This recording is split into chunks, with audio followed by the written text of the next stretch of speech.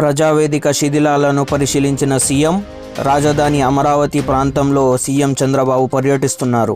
ఉండవల్లిలో గత ప్రభుత్వం కూల్చివేసిన ప్రజావేదిక శిథిలాలను పరిశీలించారు. అనంతరం అమరావతి రాజధానికి ప్రధాని మోదీ శంకుస్థాపన చేసిన ప్రాంతానికి బయలుదేరారు. అధికారులు, మినిస్టర్ క్వార్టర్స్, భవన సముదాయాలను ఆయన పరిశీలించారు. మధ్యాహ్నం 1 గంటకు సీఎం మీడియాతో మాట్లాడతారు. టూర్ అనంతరం అమరావతి డ్యామేజీపై ఆయన ఎంక్వైరీ కమిటీలు వేయనున్నారు.